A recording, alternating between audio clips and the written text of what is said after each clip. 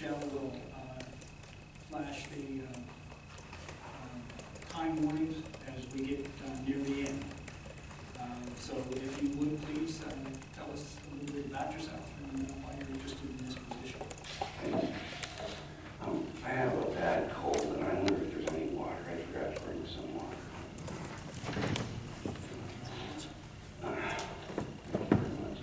You want a lozenge?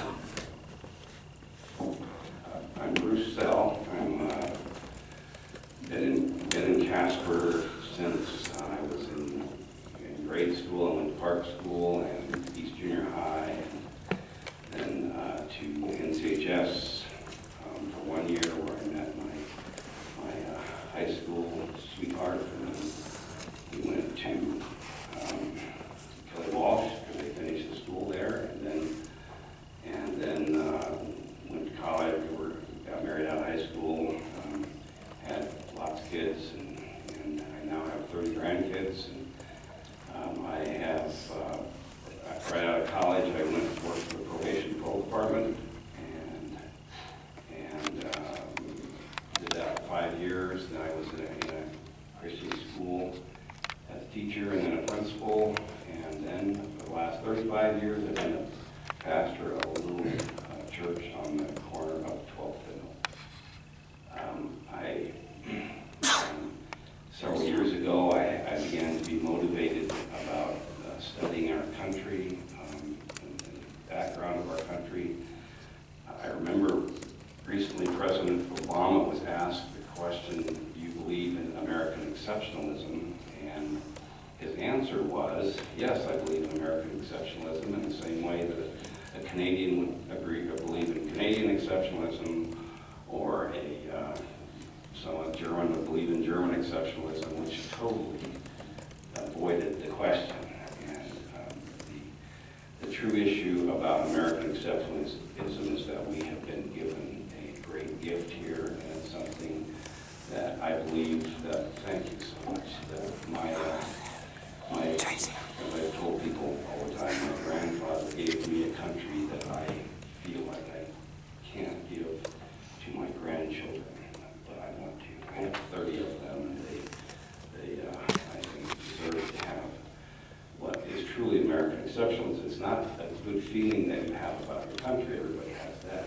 And it's something that's definable, and something that, like you, that can, it's math. you can put it down and show these are the reasons why America is what it is.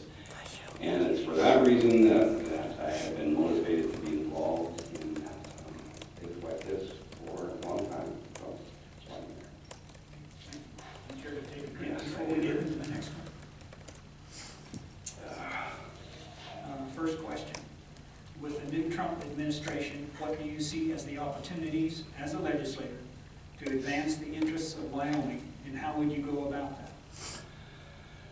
Well, it seems like it's time to start pushing back on the regulations that have diminished the productivity of the state and of other states. I was talking to a man who was in charge of running three or four power plants, and he said he after he retired, they just kept hiring him to work these other ones. And he said that he would spend his time going to these plants like Kemmer and Osage, and then also places like Colorado, telling these people that had worked there for 50 years, right out of high school, they went to work there, and telling them that their plant was going to be shut down. And it was, these Clean Air Act may have been a good thing, but they just kept redrawing the line. It cost more and more to make the plants up to standards. So that's one example of the things that I think the Trump administration is going to make easier for legislators to do, and that is, to push back on the regulations that have caused so much damage to the entrepreneurship of Wyoming citizens, workers, and businessmen. Okay, thank you. The Wyoming Business Council and State Loan and Investment Board have been criticized for picking winners and losers. Do you agree with that assessment?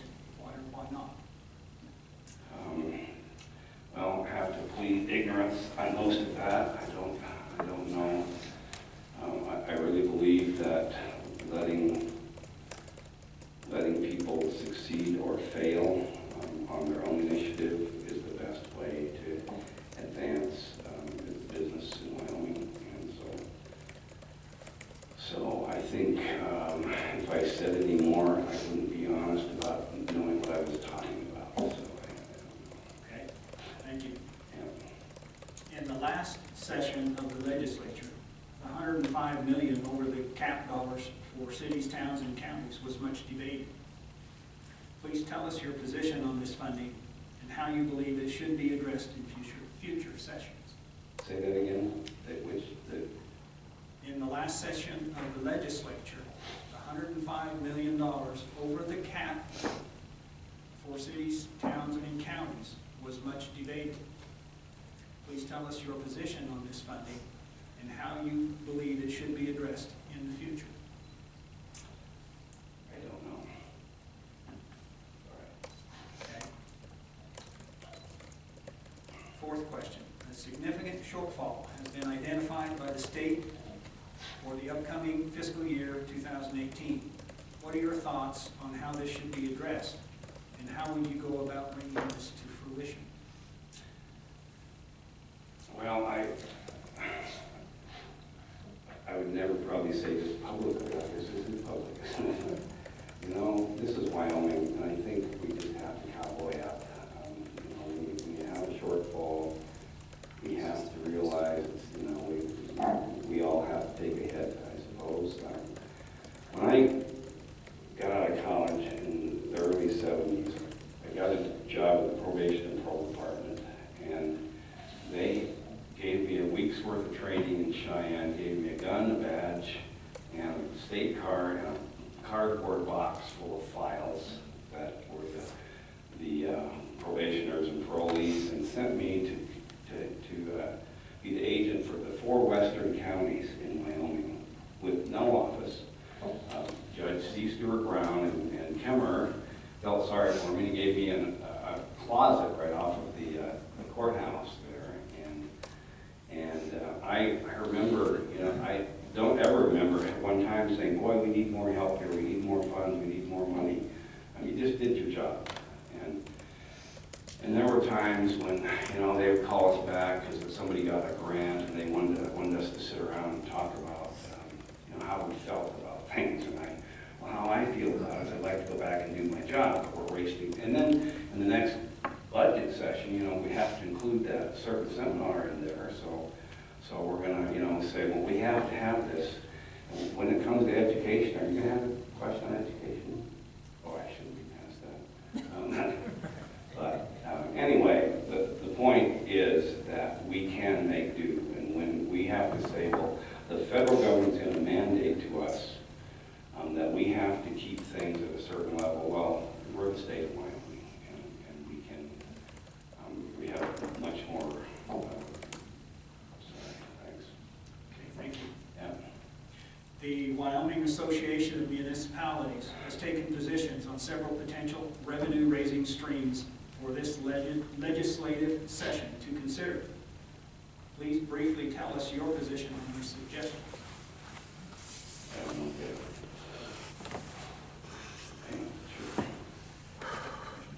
Yeah, thank you. I'm sorry you said this. Vice President-elect Mike Pence said that he's a very pro-life candidate, Mm-hmm. and he would like to see Roe versus Wade pass to the Dunedin history. I believe if this were to happen, I think it would come back to the states. And if it did, what would you respond? I've been heartbroken since the day Roe v. Wade was passed, and I have been praying for the day that I have rejoice. Okay, thank you. And 2-minute closing?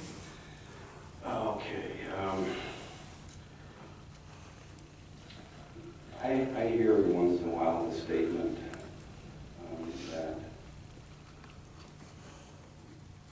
compromise is not a dirty word. And that statement makes no sense by itself. kissing is not a dirty word, except if you're kissing the wrong person. And in context, what is compromise? And so what is being compromised? And what I have seen at state, local, and federal levels in churches and all kinds of institutions is that if you compromise principle, you are undermining our society. When you compromise policy, well, sure, we do that every day. We compromise when two cars come to an intersection at the same time. But when you, for example, what comes to mind is that here's however you think we got here. From the beginning, it was one man and one woman. They didn't have a choice in the matter. And then when the man left the father and mother, cleaved to his wife, this is not rocket science. And yet, out of what people think is a phony compassion, they violate the conscience is violated, and you compromise the principle. You can compromise policy all day long, and we do, but you can never compromise principle.